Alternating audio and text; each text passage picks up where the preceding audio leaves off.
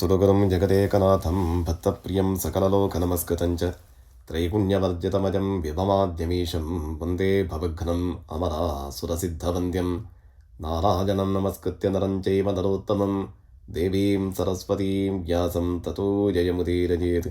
ಶ್ರೀಗುರುಭ್ಯೋ ನಮಃ. ಧೃತಾತ್ಮ, ಆತ್ಮ ಈ ಪದಕ್ಕೆ ಅನೇಕ ಆಯಾಮಗಳಲ್ಲಿ ಅನೇಕ ಅರ್ಥಗಳಿವೆ.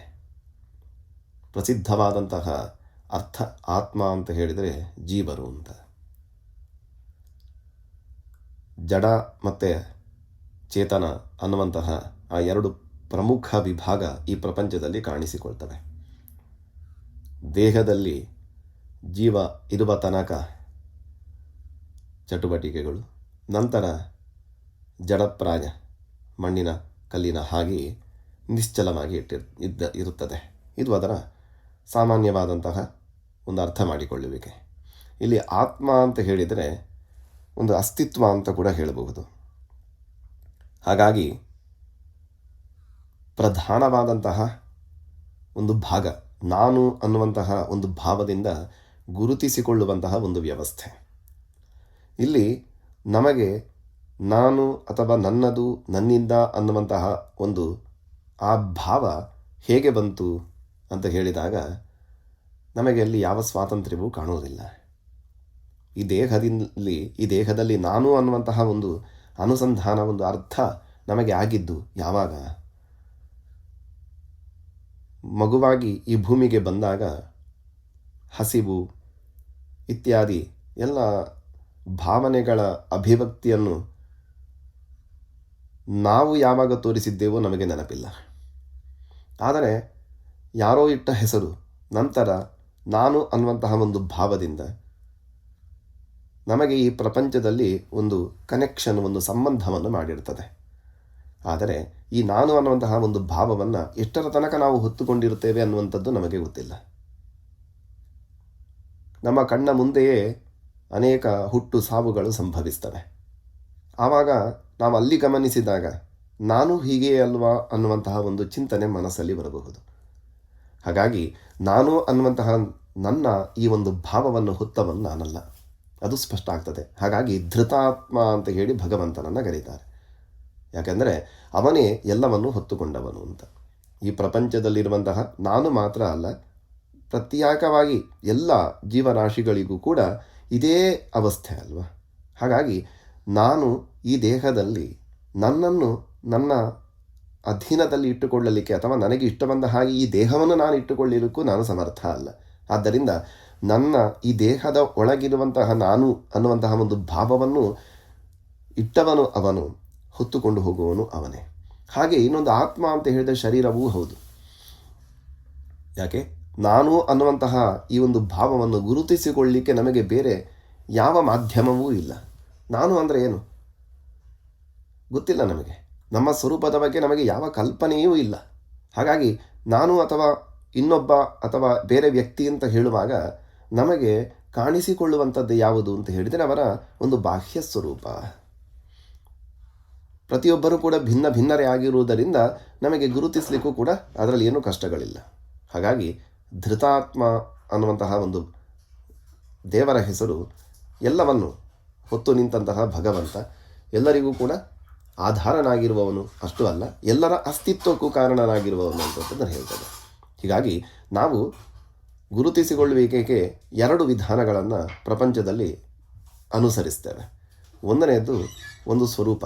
ನಾವು ಇಂತಹ ವ್ಯಕ್ತಿಯನ್ನು ಗುರುತಿಸುವಾಗ ಹೆಸರು ಗೊತ್ತಿಲ್ಲದಿದ್ದರೂ ಕೂಡ ಅವರನ್ನು ನೋಡಿದ ತಕ್ಷಣ ಇವರನ್ನು ನೋಡಿದ್ದೇವೆ ಅಥವಾ ಇವರು ಆ ಒಂದು ಸಂದರ್ಭದಲ್ಲಿ ನಮ್ಮ ಜೊತೆಗೆ ಏನೋ ಒಂದು ಕನೆಕ್ಷನ್ ಆಗಿ ಇಂತಹ ಒಂದು ಸ್ವರೂಪ, ಇಂತಹ ಒಂದು ವ್ಯಕ್ತಿತ್ವ ಇತ್ಯಾದಿಯಾಗಿ ಒಂದು ಬಾಹ್ಯ ರೂಪದಿಂದ, ಕಣ್ಣಿನಿಂದ ಕಾಣುವಂತಹ ರೂಪದ ಮೂಲಕ ಗುರುತಿಸಿಕೊಳ್ಳೋದು.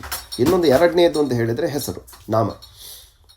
ಆ ಹೆಸರನ್ನು ಆ ಒಂದು ವ್ಯಕ್ತಿಗೆ ಕನೆಕ್ಷನ್ ಮಾಡಿದಾಗ ನಮಗೆ ಈ ಹೆಸರನ್ನು ಹೇಳಿದ ತಕ್ಷಣ ಅವರದ್ದೇ ನಮಗೆ ಆ ಒಂದು ವಿಶೇಷ ಗುಣಲಕ್ಷಣಗಳು ನೆನಪಾಗ್ತವೆ. ಇಲ್ಲಿ ಗುರುತಿಸಿಕೊಳ್ಳುವಿಕೆಗೆ ಪ್ರಧಾನ ಕಾರಣವಾದಂತಹ ರೂಪವಾಗಲಿ ಅಥವಾ ಇನ್ನೊಂದು ಹೆಸರಾಗಲಿ, ಇದೆರಡೂ ಕೂಡ ಶಾಶ್ವತವಲ್ಲ. ಹಾಗಾಗಿ ಅವರೇ ಅಂತ ಹೇಳಿದ ಮತ್ತೆ ಮುಂದೆ ಎಲ್ಲಿ ಹೋದರು? ಸತ್ತ ಮೇಲೆ ಹೆಸರೇನಾಯಿತು?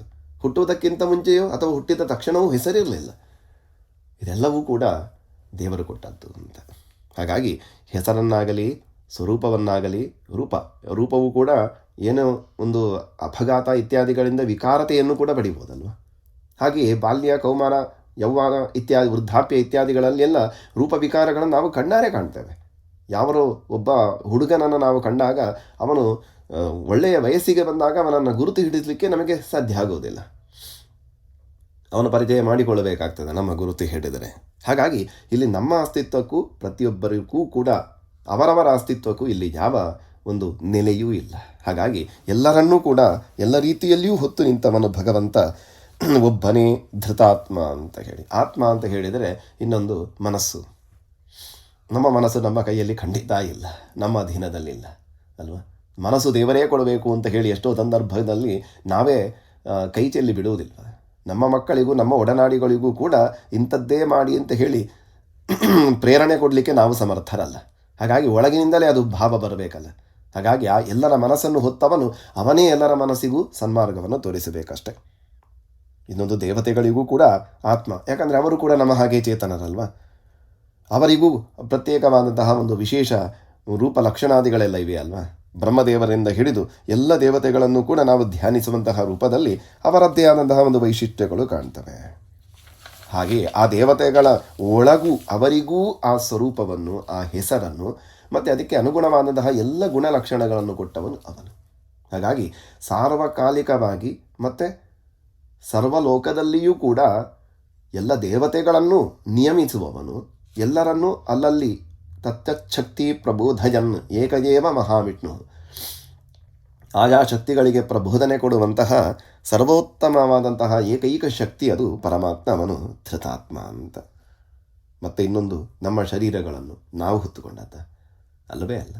ಹಾಗಾಗಿ ಈ ಶರೀರಗಳನ್ನೆಲ್ಲವನ್ನು, ಈ ಪ್ರಪಂಚದಲ್ಲಿರುವಂತಹ ಅಸಂಖ್ಯ ಲೆಕ್ಕ ಮಾಡಲಿಕ್ಕೆ ಸಾಧ್ಯವಾಗದಷ್ಟು ವೆರೈಟೀಸ್ ಆಫ್ ಶರೀರಗಳು, ಜೀವಗಳು, ಜಡಗಳು ಎಲ್ಲವನ್ನೂ ಕೂಡ ಅದರ ಸ್ವರೂಪಕ್ಕೆ, ಅದರ ಅಸ್ತಿತ್ವಕ್ಕೆ ಕಾರಣನಾದವನು ಧೃತಾತ್ಮ ಭಗವಂತ. ಆತ್ಮ ಅಂದರೆ ಭಾವ ಅಂತ ಕೂಡ ಆಗ್ಬೋದು. ದ್ರವ್ಯಂ ಕರ್ಮ ಚ ಕಾಲಶ್ಚ ಸ್ವಭಾವೋ ಜೀವದೇವ ಚ ಯದನುಗ್ರಹತಃ ಸಂತಿ ನ ಸಂತಿ ಯದುಪೇಕ್ಷಜ. ಭಾಗವತ ಹೇಳುವಂಥದ್ದು ನೋಡಿ ಎಷ್ಟು ಚಂದದ ಮಾತು. ನಿತ್ಯ ಆ ಒಂದು ದ್ರವ್ಯ, ಕರ್ಮ, ಕಾಲ, ಸ್ವಭಾವ ಅಲ್ವಾ. ಹಾಗಾಗಿ ಎಲ್ಲರ ಜೀವ ಅಥವಾ ವಸ್ತುಗಳಿಗೂ ಅವುಗಳದ್ದೇ ಆದಂತಹ ಬೆಂಕಿಗೆ ಸುಡುವ ಸ್ವಭಾವ ಇದ್ದ ಹಾಗೆ ಎಲ್ಲರಿಗೂ ಕೂಡ ಸೂರ್ಯನಿಗೆ, ಚಂದ್ರನಿಗೆ, ನೀರಿಗೆ, ಗಾಳಿಗೆ ಎಲ್ಲದಕ್ಕೂ ಕೂಡ ಅದರದ್ದೇ ಆದಂತಹ ಒಂದು ಸ್ವಭಾವ ಇದೆಯಲ್ಲ. ಆ ಸ್ವಭಾವ, ಅದರ ಪ್ರಭಾವ ಅದೆಲ್ಲವೂ ಕೂಡ ಹೇಗೆ ಎಲ್ಲಿ ಬಳಕೆಗೆ ಬರಬೇಕು ಅಂತ ಹೇಳಿ ತೀರ್ಮಾನ ಮಾಡುವವನು, ಅದಕ್ಕೆಲ್ಲ ಅವಕಾಶ ಕೊಟ್ಟು ಅದನ್ನೆಲ್ಲ ಸಂರಕ್ಷಣೆ ಮಾಡುವವನು ಧೃತಾತ್ಮ ಅಂತ ಹೇಳಿ. ಇನ್ನೊಂದು ಆತ್ಮ ಅಂತ ಹೇಳಿದೆ ಬುದ್ಧಿ ಅಂತ ಕೂಡ ಹೇಳ್ಬೋದು. ನಮ್ಮ ಇಂಟಲೆಕ್ಟ್, ಮನಸ್ಸಿಗೂ ಮಾರ್ಗದರ್ಶನ ಕೊಡುವಂತಹ ಚಿಂತನಶೀಲವಾದಂತಹ ಒಂದು ಸಾಮರ್ಥ್ಯ, ಅದೆಲ್ಲವೂ ಕೂಡ ಅಂದರೆ ಮನಸ್ಸಿಗೆ, ಬುದ್ಧಿಗೆ ಆ ಪ್ರಚೋದನೆ ಅದು ಬರುವುದವನಿಂದಲೇ ಅಲ್ವಾ. ಹಾಗಾಗಿ ಧೃತಾತ್ಮ ಅಂತ. ಅವನು ಆಕಾಶದಲ್ಲಿ ಕಾಣುವಾಗ ಆ ನಕ್ಷತ್ರಗಳು ಹೇಗೆ ನಿಂತಿವೆ, ಮತ್ತು ಇನ್ನೊಂದು ವೈಜ್ಞಾನಿಕ ಚಿಂತನೆಯಲ್ಲಿ ಮತ್ತಷ್ಟು ಆಳ ಅಗಲವಾಗಿ ವಿಶ್ಲೇಷಣೆ ಮಾಡಿದಾಗ ಈ ಭೂಮಿ ತನ್ನ ಕಕ್ಷೆಯಲ್ಲಿ ಹೇಗೆ ನಿಂತಿದೆ, ಸೂರ್ಯ ಚಂದ್ರಾದಿಗಳೆಲ್ಲ ಹೇಗೆ, ಆ ಗ್ರಹಣಗಳು, ನಕ್ಷತ್ರಗಳು ಇತ್ಯಾದಿಗಳೆಲ್ಲ ಆ ಹೇಗೆ ಈ ಪ್ರಪಂಚದಲ್ಲಿ ತಮ್ಮ ತಮ್ಮ ಒಂದು ಸ್ಥಿತಿಯನ್ನು ಕಾಯ್ದುಕೊಂಡಿವೆ, ಅದನ್ನು ಯಾರು ಹೊತ್ತುಕೊಂಡವನು? ಧೃತಾತ್ಮ ಅವನೇ. ಎಲ್ಲ ಸ್ವರೂಪರನ್ನು, ಚಂದ್ರ ಸೂರ್ಯಾದಿಗಳನ್ನು, ಎಲ್ಲ ಗ್ರಹಗಳನ್ನು, ಮರಗಿಡ ಇತ್ಯಾದಿಗಳಿಂದ ಹಿಡಿದು ಎಲ್ಲದರ ಒಂದು ಸ್ಥಿತಿಗೆ ಕಾರಣನಾದವನು ಧೃತಾತ್ಮ ಅಂತ.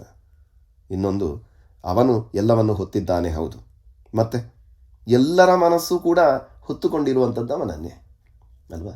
ಗೊತ್ತಿದ್ದೋ ಗೊತ್ತಿಲ್ಲದೆಯೋ ಈ ಪ್ರಪಂಚದ ಬಗ್ಗೆ ನಮಗೊಂದು ಕುತೂಹಲ ಮೂಡಿದಾಗ ಅಥವಾ ಹೇಗೆ ಅನ್ನುವಂತಹ ಒಂದು ಆಶ್ಚರ್ಯ ಭಾವ ಬಂದಾಗ, ಪ್ರಶ್ನೆಯೂ ಬಂದಾಗ ನಾವು ನಮ್ಗೆ ಗೊತ್ತಿಲ್ಲಪ್ಪ ದೇವರೇ ಅಂತ ಹೇಳಿ ಅವನ ಮೇಲೆಯೇ ಎಲ್ಲವನ್ನು ಹೊರಿಸಬೇಕಾಗ್ತದೆ, ಕೈ ಚೆಲ್ಲಬೇಕಾಗ್ತದೆ.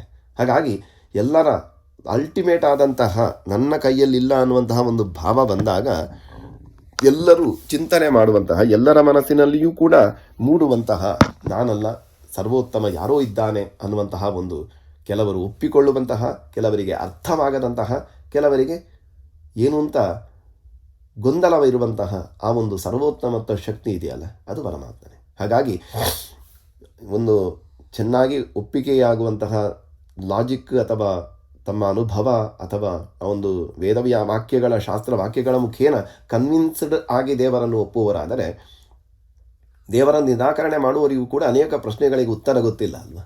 ಯಾರು ನಿಯಾಮಕ? ಹಾಗಾದರೆ ಯಾರು ಇದನ್ನೆಲ್ಲವನ್ನು ನಡೆಸುವವನು? ಸೃಷ್ಟಿಗೆ ಮಾಡಿದವನೊಬ್ಬ ಬೇಕೇ ಬೇಕಲ್ಲ.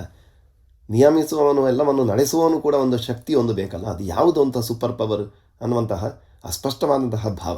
ಹೀಗಾಗಿ ನಾಸ್ತಿಕರು ಅಥವಾ ಆಸ್ತಿಕರು ಯಾರೇ ಇರಲಿ, ಎಲ್ಲರ ಮನಸ್ಸಿನಲ್ಲಿಯೂ ಕೂಡ ವ್ಯಕ್ತವಾಗಿ ಅಥವಾ ಅವ್ಯಕ್ತವಾಗಿ ಇರುವಂತಹ ಭಗವತ್ ಸ್ವರೂಪ ಅದು ಧೃತಾತ್ಮ. ಮತ್ತು ಎಲ್ಲರ ಜ್ಞಾನಿಗಳೆಲ್ಲರೂ ಕೂಡ, ದೇವತೆಗಳು ಕೂಡ ನಿರಂತರವೂ ಪರಮಾತ್ಮನನ್ನು ಎಲ್ಲರ ಮನಸ್ಸಿನಲ್ಲಿ ಇರುವಂತಹ ಒಂದು ಪರಮಾತ್ಮನ ವಿಶೇಷ ಒಂದು ರೂಪ ಇದೆಯಲ್ಲ.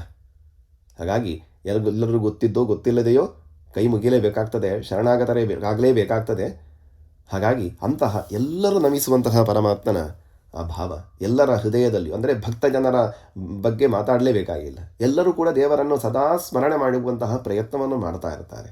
ಪರಮಜ್ಞಾನಿಗಳಂತಹ ಋಷಿಗಳಾಗಲಿ, ದೊಡ್ಡ ದೊಡ್ಡ ಸಾಧಕರಾಗಲಿ, ಅವರಿಂದ ಹಿಡಿದು ಅನಂತ ಸಂಖ್ಯೆಯ ಭಕ್ತ ಸಮೂಹ ಇದೆಯಲ್ಲ, ಯಾವಾಗಲೂ ದೇವರದ್ದೇ ಧ್ಯಾನ, ದೇವರದ್ದೇ ಗಾನ.